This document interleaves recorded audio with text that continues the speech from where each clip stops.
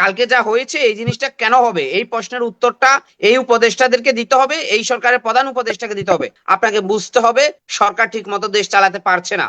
সরকার আমাদের জন্য বিপদ ডেকে আনছে, গণতন্ত্রকামী মানুষের জন্য বিপদ ডেকে আনছে। বুঝতে হবে সরকার তার দায়িত্ব কোথাও অ্যাকুরেটলি পালন করতে পারছে না, সরকার ব্যর্থ। সরকার বরাবরের মতো ডেইলি স্টার এবং প্রথম আলো এবং ভারতের যে এজেন্ডা বাস্তবায়ন করতে যাচ্ছে বা তাদের যে চক্রে পড়ে গেছে, এই চক্রের থেকে আমার মনে হয় না সরকার খুব সহজে বেরোতে পারবে। সরকার যত বেরোতে যাবে চোরাবালির মতো তত নিচের দিকে চলে যাবে। দেখুন, আমি এখনই হচ্ছে আপনার আমাদের হোটেল লেকশুরে যুগপৎ আন্দোলনে যারা ছিল, এই হুম। সবার একটা প্রোগ্রাম ছিল। তো সেই 31 দফা নিয়ে সেই প্রোগ্রামটা শেষ করেই আমি আপনার এখানে আসছি।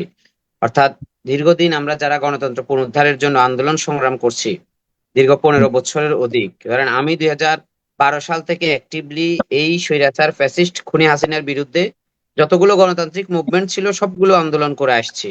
কেন আন্দোলন করে আসছি আমরা? ভোটাধিকারের জন্য, গণতন্ত্র প্রতিষ্ঠার জন্য, মানুষের মৌলিক মানবিক অধিকার ফিরিয়ে দেওয়ার জন্য। এই হুম। আন্দোলনগুলো আমরা শুধু এই বৈষম্য বিরোধী ছাত্র আন্দোলনের ব্যানারে জুলাইতে শুরু করি নাই, আমরা শুরু করেছি 2012 থেকে। আরো যারা সিনিয়ররা আছে তারা আরো আগের থেকে শুরু করছে। তো এই যে আমাদের দীর্ঘ পথ চলা, হাঁটি হাঁটি পা পা করে যে আমরা জুলাই পর্যন্ত যে এসেছি 24-এর, তার আগের ইতিহাসটাকে আপনাকে একটু দেখতে হবে। হুম। সুতরাং এখন যদি ধরেন একটা একটা স্টুডেন্ট যদি এখন যদি বিসিএস এ পাস ক্লাস পায় বা সে যদি বিসিএস এ প্রথম হয়, তাহলে তার আগের ক্লাস 1 থেকে যে হাঁটি হাঁটি পা পা করে যে আজকের এই সাফল্যর জায়গায় যে সে এসেছে, সেই পথটা আপনাকে মূল্যায়ন করতে হবে, দেখতে হবে সেই পথে কারা তার বন্ধু ছিল, কারা তার শত্রু ছিল। সুতরাং কখনোই কোনো বিপ্লবের এই ধরেন ক্ষেত্র 1 মাসে তৈরি হয় না। মুক্তিযুদ্ধের ক্ষেত্র সে আপনি যদি বলি আমরা 1947 থেকে 71। তো এই এই যে 24-এর বৈষম্য বিরোধী আমরা যে আন্দোলন করেছি, এই ক্ষেত্রটা কবে তৈরি হয়েছিল? এই ক্ষেত্রটা তৈরি হয়েছিল 1/11 থেকে শুরু করে। 1/11 সেই সরকার, মঈনুদ্দিন ফখরুদ্দিনের সরকার এদেশকে গণতন্ত্র শূন্য করতে চেয়েছে। তারপরে গণতন্ত্রর মোড়কে খুনি হাসিনা তার দল আওয়ামী লীগ এই দেশের মানুষের ভোটাধিকার গণতন্ত্র হরণ করেছে গণতন্ত্রের মোড়কে এসে। তা 1/11 সরকার সফল হয় নাই, এই খুনি ফ্যাসিস্ট হাসিনা সরকার সফল হয় নাই। আগামী দিনে আমি আপনাকে চ্যালেঞ্জ করে বললাম, যদি এদেশের মানুষের ভোটাধিকার এবং গণতন্ত্র নিয়ে যদি কোনো শক্তি, কোনো সরকার বলেন, অন্তর্বর্তীকালীন সরকার বলেন, বা যে কোনো সরকার অ্যাজ ইউজুয়াল যে কোনো উপদেষ্টা বলেন, ইন্ডিভিজুয়ালি যদি খেলে, তারা ইতিহাসের সাথে হারিয়ে যাবে। হাসিনা যেভাবে হারিয়ে গেছে তারাও হারিয়ে যাবে। আমি আপনাকে ওপেন চ্যালেঞ্জ করলাম আজকে দেশবাসীর উদ্দেশ্যে, যারাই এদেশের গণতন্ত্র নিয়ে খেলবে, মানুষের ভোটাধিকার নিয়ে খেলবে, আইইউবিআই এর যে পরিণতি হয়েছিল, এরশাদের যে পরিণতি হয়েছিল, হাসিনার যে পরিণতি হয়েছিল, 1/11 সরকারের যে পরিণতি হয়েছিল, সবার জন্য সেম পরিণতি হবে। সুতরাং মানুষের মানে আপনার জনমতকে উপেক্ষা করে এই এদেশে যদি কেউ যদি ক্ষমতাকে দীর্ঘস্থায়ী করতে চায়, তাহলে তার ক্ষমতার মসনদ এই হাসিনা তো জনমতকে 45 মিনিটে উপেক্ষা গেছে। করে সম্রাট, জনমতকে উপেক্ষা করে তারা এটা করছে, এই জনমত আপনি কিভাবে যাচাই করলেন? জনগণ কি না না, আসলেই আমি চাচ্ছে যে আমি তো দ্রুত আমি নির্বাচন সেটাই হোক? বললাম। হ্যাঁ। জনমতটা কিভাবে যাচাই করব? বাংলাদেশ যেহেতু গণতান্ত্রিক দেশ, সুতরাং আমাদের 5 বছর পর পর আমরা জনগণের ভোটের মাধ্যমে জনগণের মাইন্ডের যাচাই করবে যে জনগণ কাকে চায়, কে তার সরকার পরিচালনা করবে, কারা দেশ চালাবে, এটা জনগণে এটা হচ্ছে নির্ধারণ করবে। পৃথিবীর যদি আমি যদি ভুল না বলি, জাতিসংঘের আন্ডারে যে 193টা সদস্য রাষ্ট্র আছে, তার মধ্যে ধরেন আপনি আহ না না, সেটা ঠিক আছে, সেটা তো ধরেন আপনি 100 গণতান্ত্রিক নিয়মে, গণতান্ত্রিক 150টার উপরে নিয়মে। গণতান্ত্রিক রাষ্ট্র আছে, তার মধ্যে মানে একদলীয় বা ধরেন একনায়কতন্ত্র রাষ্ট্র সৌদি বলেন বা অন্য রাষ্ট্র যদি আমরা বাদ দিই, 150-র উপরে সরাসরি জনগণের ভোটে তাদের আমার সরকার প্রশ্নটা পরিচালিত এটা না, হয়। আমার প্রশ্নটা এটা না, ইসমাইল সম্রাট, আমার প্রশ্নটা এটা না। আমার প্রশ্ন হলো যে ঠিক আছে, গণতান্ত্রিক নিয়মে এবং নির্বাচনের প্রক্রিয়ার মাধ্যমেই সরকার পরিবর্তন হবে, এটাই হলো ডেমোক্রেটিক্যাল প্রসেস। কিন্তু বর্তমান যে সরকার যেভাবে এসছে, হাজারো মানুষের রক্তের বিনিময়ে তারা এসছে, এবং তারা মনে করে এবং জনগণও মনে করে যে আমাদের এই রক্তের মাধ্যমে তাদেরকে আমরা অনুমোদন দিয়েছি সরকার, সরকারে থাকবার, এবং একটা সংস্কার করে আগের তুলনায় যেন আরো ভালো একটা সরকার ব্যবস্থা করতে পারে, তখনই গিয়ে একটা নির্বাচন ব্যবস্থা করতে হবে। এই শর্তটাকেই বেশি গুরুত্ব দেওয়া হচ্ছে। আপনি সেখানে কি বলবেন? আপনি কি মনে করেন এই মুহূর্তে আসলে না সেই না, সংস্কার হয়ে গেছে দেশের দলগুলো কি সবাই নিজেকে একদম পুরোপুরি আগের তুলনায় অনেক ভালো জায়গায় নিতে পেরেছে, যে কারণে এই সরকার নির্বাচন দিয়েই অন্য অন্য কোনো দলের কাছে ক্ষমতা হস্তান্তর শুনেন করে চলে? সাগর ভাই, এই এই সরকারের সবচেয়ে বড় বন্ধু কে ছিল? এই সরকারের সবচেয়ে বড় বন্ধু ছিলাম আমরা। আমরা যারা বৈষম্য বিরোধী ছাত্র আন্দোলন করেছি আমরা এই সরকারকে ম্যান্ডেট দিয়েছি, দেশবাসী দিয়েছে কি দেয় না আমরা সেই প্রশ্নেই যাব না। কিন্তু আমরা বন্ধুরা এখন এই সরকারের সমালোচক যখন হচ্ছি, আপনাকে বুঝতে হবে সরকার ঠিক মতো দেশ চালাতে পারছে না। সরকার আমাদের জন্য বিপদ ডেকে আনছে, গণতন্ত্রকামী মানুষের জন্য বিপদ ডেকে আনছে, এবং সর্বোপরি এই দেশটাকে একটা ব্যর্থ রাষ্ট্রে পরিণত হবে সেই দিকেই যাচ্ছে সরকার। আপনি দেখেন কালকে যা হয়েছে পঙ্গু হসপিটালের সামনে, এটা কি হওয়ার কথা ছিল? আমার সর্বপ্রথম যদি আমি প্রায়োরিটি বলি, এই সরকারের প্রথম কাজ কি? যারা আহত হয়েছে তাদের চিকিৎসা নিশ্চিত করা।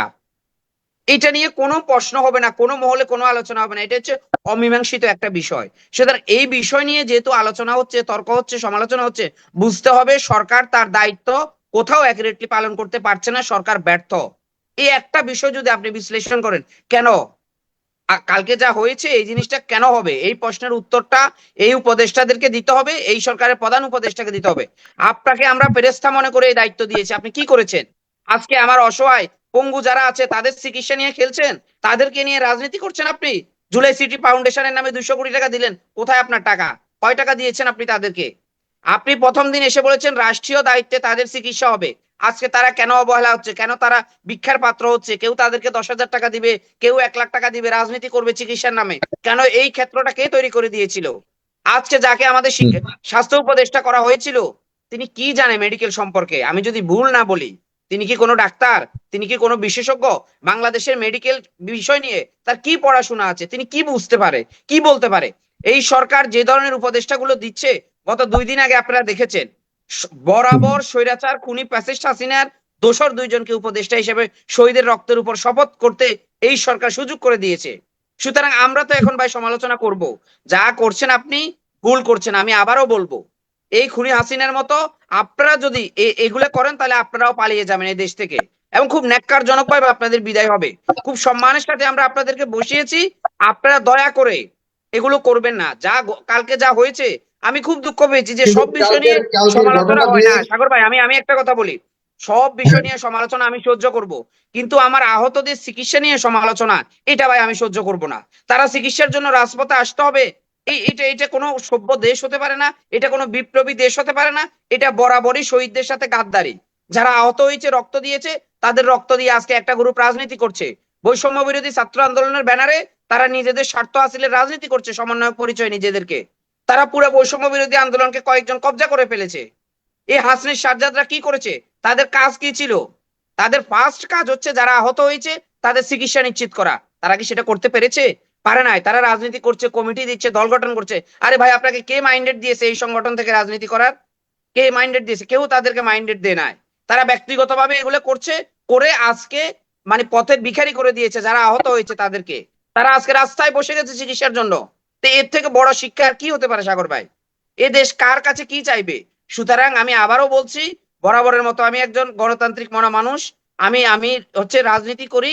আমি বলবো যারা এদেশে রাজনীতি শূন্য করতে চায়, যারা এই দেশকে, যারা জনমতকে উপেক্ষা করে ক্ষমতা দীর্ঘস্থায়ী করতে চায়, তারা কখনোই টিকবে না এবং তারা হারিয়ে যাবে সময়ের সাথে সাথে। আমরা চাই না কেউ হারিয়ে যাক। আমরা চাই কিন্তু এই আমি সরকার, আমি একটু বলতে পারি প্লিজ, ইসমাইল সম্রাট, মানে আমরা ইসমাইল আমরা সম্রাট চাই কেন এই কেন সরকার কেন সফলতার সাথে একটা গণতান্ত্রিক নির্বাচন দিয়ে জনগণের ক্ষমতা জনগণকে বুঝিয়ে দেওয়া। তাহলে এই সরকার সফল হবে, আমরা সফল হব, আমাদের বিপ্লবটা সফল হবে। আর এই সরকার যদি ব্যর্থ হয়, এদেশকে রাজনীতি শূন্য করতে গিয়ে এদেশের বিতর্কিত উপদেষ্টাদেরকে নিয়োগ দিয়ে যদি একটা হযবরল অবস্থা করে দেয়, তাহলে দায়ভারটা কে নিবে? আমরা বেশি চাপারার হব। যারা উপদেষ্টা আছে আজকে তারা চাপারার হবে না, আমাদের জি, গলায় ফাঁসির দড়ি উঠবে। আপনার কাছে সুতরাং আপনার কার কাছে জন্য আমরা জীবন দিয়েছি, কার জন্য লড়াই করেছি?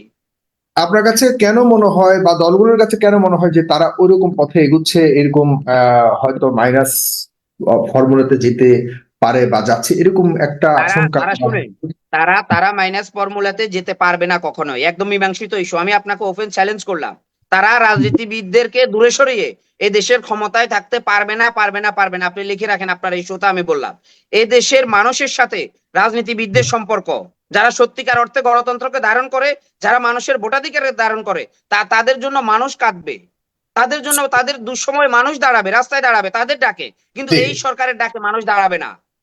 আজকে যারা নিজেদেরকে সমন্বয়ক দাবি করে রাজনীতি করছে, তাদের ডাকে কি মানুষ আর দাঁড়াবে? আর দাঁড়াবে না। সুযোগ একবার আসে, সেই সুযোগকে বিতর্কিত কারা করেছে? কারা শহীদের রক্তের সাথে খেলছে? কারা আজকে আহতদের চিকিৎসা না দিয়ে তাদেরকে রাস্তা অবরোধ করতে বাধ্য করছে?